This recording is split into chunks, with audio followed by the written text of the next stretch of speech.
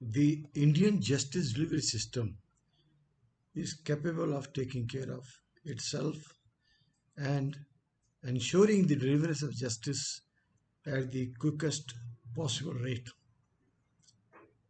I will not go into the question of the causes why delay is caused. There is a matter to be sorted out between the competent quarters, whether it is the want of vacancies or want of infrastructure facilities.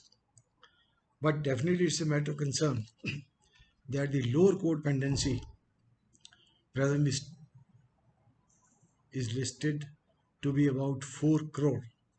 That is what a Times of India report says. The pandemic has added to that. The holding of physical hearings has not been possible, and it might well not be possible for quite some time to come.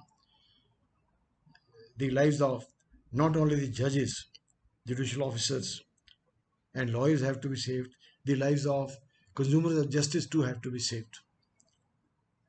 Of course, in the Punjab and High Court, physical hearings are being held in more than a dozen courts, and the rest of the hearings are taking place on virtual basis.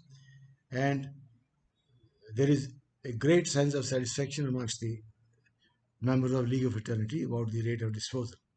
That apart, there has to be a provocation for someone like me to go on YouTube.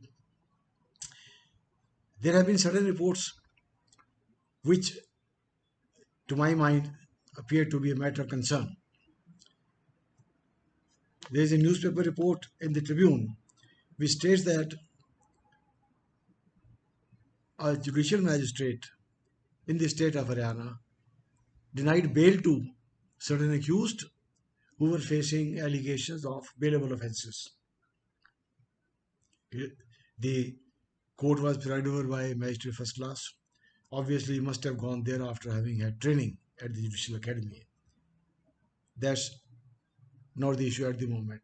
What is at issue at the moment is that their bail application was rejected even by the Court of Sessions.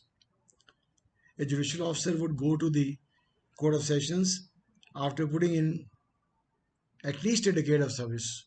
It's after 5 years of service as additional civil judge senior division that he would be eligible for being considered for promotion on the basis of a written examination to the spiritual service.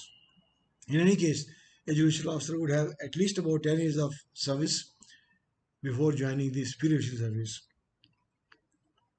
When a magistrate denies bail in a bailable offence, that too is a matter of concern because the bailable and non-bailable offences are independently listed in the Code of Criminal Procedure. And this being the foundational procedure, I find it difficult to accept that a judicial officer, while functioning on the judicial side, would not be in the know of which offence or offences are bailable and which are not. And if a member of the judicial service rejects bail application in a bailable offence, that ought to raise frowns of the competent authorities. Yet another report which invited my attention is that a judicial officer, this time in the state of Punjab, convicted and accused for offences under section 279 and 304 AIPC and awarded a sentence of 6 months RI, which obviously was found by the Honorable High Court to be on the lesser side. In the appeal, this deficiency on point of sentence awarded to the accused was noticed by the Court of Sessions, but enhancement could not legitimately come about at the hands of the Sessions Court. In any case, that matter was taken care of by the Honorable High Court when it came to its notice on the judicial side. This is, in any case, better than one instance which came to my notice a few decades ago. In the state of Haryana, at Palwal, a judicial officer convicted a man of an offence under Section 304 IPC and awarded him sentence till the rising of the court. That would be plainly awful. There is no sentence. These two instances clearly show that little more sensitization on point of sentencing is required. Reorientation of judicial officers is required to familiarize them with the award of proper sentencing. The viewers will agree with me, at least those in the field of law, and even otherwise would agree that more important than the award of a decree is the implementation thereof, because it is only in the execution thereof that the party in whose favor a judgment or decree has attained finality gets the relief. Otherwise, it is a paper transaction. Likewise, the award of proper sentencing affects the society. People know these things. There has to be reason when less than the minimum sentence would be awardable. In any case, the court concerned ought to take into consideration all the factors relevant for purposes of determination of the sentence to be awarded. This also brings to the fore the delay in the disposal of the cases. If an appellant before any court dies awaiting the hearing of the appeal, I would take it to be a blot on the system. A person placed in the situation of an appellant would just not be concerned with what has been responsible for the delay. The cases have to be prioritized and utmost priority given to those incarcerated in jails due to the pendency of an appeal.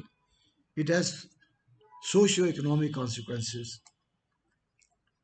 An appellant, his family would face humiliation in day-to-day existence when they have to go in for a relationship for a child of marriageable age of the family.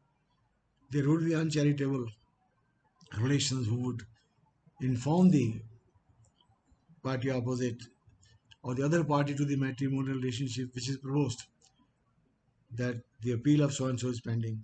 It is thus one thing for someone to say that yes, I was convicted, but ultimately I was acquitted in appeal, and it's quite another thing for him to say that the appeal is pending. Anyways, a recent report in the Tribune informs that 9 surveyors were acquitted in a Corruption Act case, a case under the Prevention of Corruption Act. The court found that there was nothing to connect them with the commission of the offence. The report further states that one accused died even before the challan was produced in the court. Of course, in that case, the blame is not attributable to the judicial system, the justice delivery system. Be that as it may, my only submission for consideration by the viewers is that people incarcerated ought to get a priority hearing.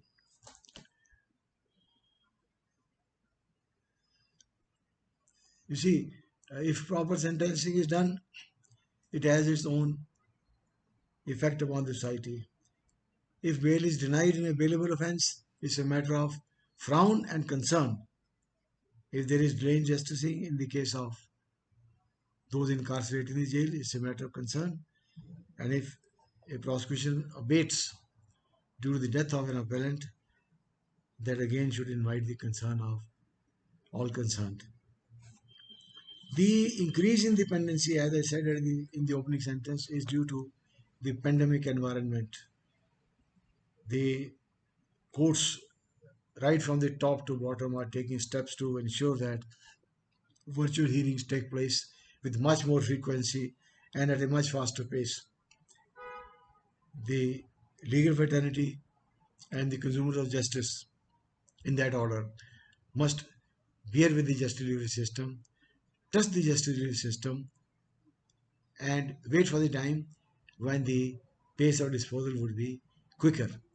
Yes, in that context, I would make an appeal to the legal fraternity to place on file written arguments so that it facilitates appreciation of the points raised, views canvassed by the trial court or the appellate court. That will go a long way to lessen the burden of the members of justice delivery system. They would of course read the file, but in the light of written arguments and the precise synopsis, the dispensation of justice will be very quicker. Yesterday only there was a webinar in which my Lord Justice Anil Khetarpal and my Lord Justice Ree Bhalla, the former is a sitting judge of the High Court and the later is a former judge of the High Court. They were participating. And both of them stressed the need for the submission of precise synopsis. Synopsis focusing upon the issue raised, focusing upon the point raised for acceptance of the view canvassed. If the members of legal fraternity do that, it will go a long way in facilitating fairly quick dispensation of justice. Rest in the next appearance. Thank you. Jai Hind.